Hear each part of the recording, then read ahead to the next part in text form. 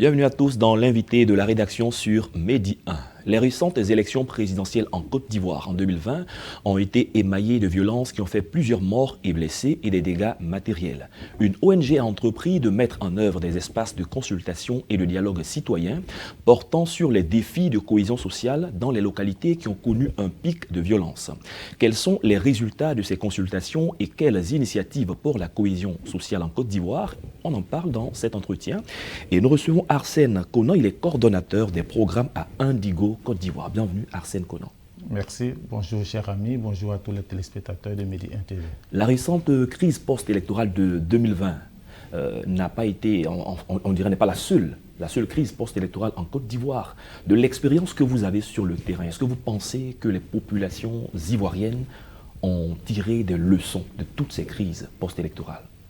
Vous savez, on ne va pas suffisamment tirer de leçons des crises que nous connaissons si chacun reste dans l'attentisme en pensant que l'autre a forcément tiré des leçons. Après les événements, on va dire, de la crise post-électorale de 2011, voilà, plus d'un observateur pensait que les Ivoiriens avaient tiré les leçons, les conséquences de ces épisodes. Ils ne seraient plus prêts à retourner dans cela. Et on pensait tous que les élections de 2020, notamment les élections présidentielles de 2020, étaient donc les élections de la normalisation politique en Côte d'Ivoire. Mais on a tous vu qu'à l'approche de ce scrutin-là, il y a eu donc, voilà, beaucoup de violence, beaucoup de tensions à travers la Côte d'Ivoire. Pour dire qu'on n'a jamais suffisamment tiré les leçons si on ne prend pas son bâton de pèlerin pour passer à l'action, pour pouvoir donc trouver les solutions durables pour une meilleure cohésion sociale dans notre pays. Et vous, au nom de Indigo Côte d'Ivoire, vous avez sillonné quelques localités où les violences étaient très élevées. Qu'est-ce qui revient après donc, vos différentes consultations? Qu'est-ce que vous avez observé? Quels sont les résultats? Alors, il faut dire qu'au cours des scrutins présidentiels donc de 2020, beaucoup de localités ont connu quand même des pics de violence.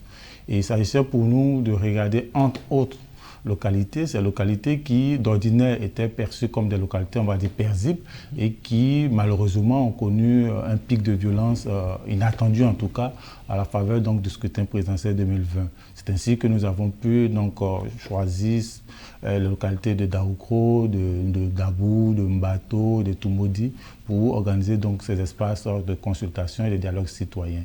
Alors, globalement, après avoir échangé avec les populations, avec qui il s'agissait donc de diagnostiquer donc, les déterminants de la violence sociopolitique dans ces localités-là et aussi de pouvoir réfléchir à proposer des solutions pour une cohésion sociale durable dans ces localités, il est ressorti globalement que l'ensemble des localités avaient quasiment, à quelques exceptions près, les mêmes facteurs, en tout cas, connaissaient les mêmes facteurs de violence sociopolitique.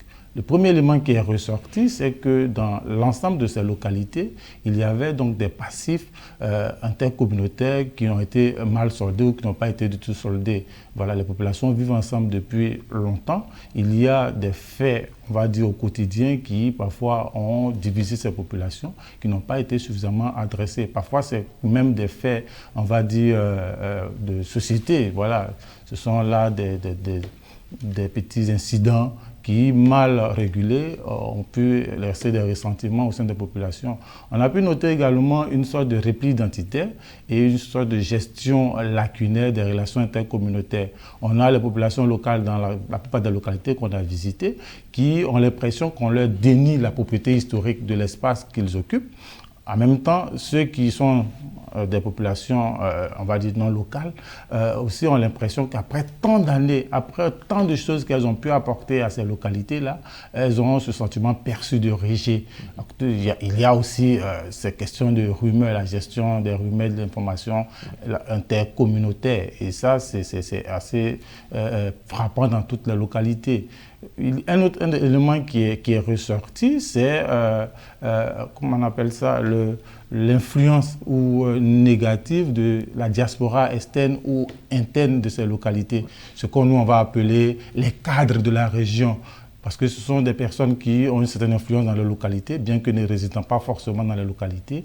Elles ont cette influence de sorte que, en fonction de leur propre agenda personnel, elles arrivent à influencer négativement les décisions. Vous pouvez aller rencontrer dans toutes les localités, toutes les forces vives de la localité, échanger, faire des réunions pendant des heures, essayer de trouver des pistes d'action, mais après la réunion, il y a ce qu'on appelle les réunions après réunion où le lendemain, vous avez l'impression que vous venez d'arriver et qu'il n'y a jamais eu de pourparlers la veille parce que ces cadres-là sont passés là dans la nuit pour défaire tout ce que vous avez fait la veille. D'accord. Et ce que vous dites, c'est pas nouveau. Ça veut dire que ce sont des choses qui existent depuis très longtemps dans les localités. Vous avez réussi à déceler quelques facteurs, mais comme on a l'habitude de le dire, les mêmes causes vont produire les mêmes effets. Comment donc contribuer activement à la cohésion sociale pour qu'on ne retombe plus dans ce genre de situation? Alors, ça ne paraît pas nouveau pour des personnes averties comme vous, mais pour le commun de l'Ivoirien, c'est des choses qui sont assez nouvelles parce que on a tout fait de remettre tout ce qu'il y a comme crise dans nos communautés, dans nos régions, dans nos localités, sur le dos de la politique. C'est la politique qui nous divise. Ce sont les élections qui nous divisent. Donc il y a d'autres causes en profondes. En réalité, ce sont donc ces passifs mal soldés là qui ressurgissent à la faveur des scrutins électoraux. On sait tous qu'il y a une montée, on va dire, des enjeux à la faveur donc des scrutins électoraux. Et c'est clair que chacun... Quand il y a, on va dire, ce marketing politique malsain qui est autour, qui joue sur les clivages intercommunautaires, qui joue sur les peurs, il y a que les populations parfois se laissent embrigader donc, dans ce jeu politique malsain et on trouve là un terreau fertile pour en découdre ou pour régler des comptes. Voilà. Et donc, il y a, c'est vrai, à côté de cela, on va citer aussi ces passifs non soldés qui sont purement du fait d'événements sociopolitiques en Côte d'Ivoire. Et quand on a échangé avec les populations, c'est remonté jusque dans les années 90, par exemple, avec, on va dire, l'avènement du multipartisme, certaines populations, l'ancien président, donc premier président de Côte d'Ivoire, qui parfois avait été chahuté par certaines populations, mais des populations qui se sentaient proches de lui n'ont pas forcément digéré cela.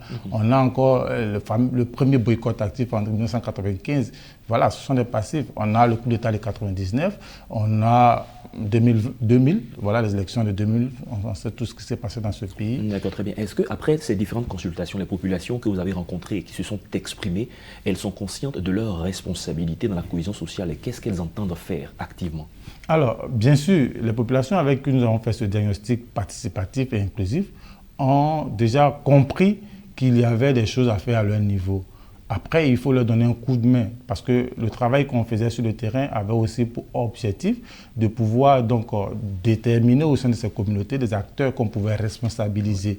Voilà. Et donc, avec ces acteurs-là, avec aussi les acteurs étatiques, il s'agit aussi de la société civile, comme nous, il s'agit donc de pouvoir mettre en œuvre un certain nombre de recommandations qui sont ressorties donc, de ces consultations. D'accord.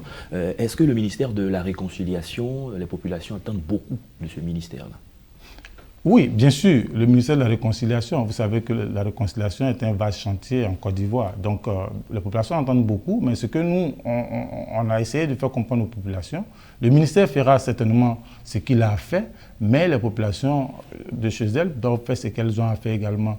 Donc, pour nous, il s'agit par exemple de mettre en œuvre dans les localités des espaces donc, de consultation, de concertation et de collaboration. Parce qu'on a vu que dans nombre de localités, les gens ne se parlaient pas suffisamment et parfois de petits faits divers pouvaient donc dégénérer en conflit ou affrontement communautaire.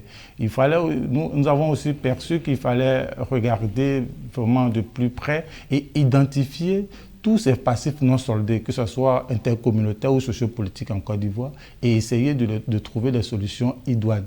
Vous voyez, nous sommes en Afrique, il y a parfois des rites culturels qu'il faut pouvoir faire, des rites expiatoires pour pouvoir régler des conflits. Ce sont des choses qu'il ne faut pas négliger parce que dans ces communautés, ce sont des éléments qui sont ressortis. Il faut pouvoir travailler aussi à outiller, on va dire, les populations d'abord, mais les leaders locaux, communautaires, leaders religieux, mais aussi les leaders, on va dire, les autorités administratives qui sont au quotidien, parce qu'on a pu noter quand même un certain attentisme dans la gestion donc, des crises au quotidien entre les communautés, au point que tout s'est envenimé. Voilà. D'accord, merci Arsène Konan, c'est là que nous allons nous arrêter pour aujourd'hui. Nous sommes déjà à la fin de cette émission. Je rappelle que vous êtes le coordonnateur des programmes à Indigo Côte d'Ivoire et avec vous, nous avons parlé de cohésion sociale. Vous avez eu des initiatives dans certaines localités où il y a eu un pic de violence relativement à la crise post-électorale de 2020. Bon vent dans vos initiatives et nous espérons donc une cohésion sociale retrouvée en Côte d'Ivoire. Merci beaucoup, cher ami, pour l'opportunité que vous nous offrez. C'est la fin de cette émission. Merci à tous de l'avoir suivi. Excellente suite de nos programmes sur Média 1.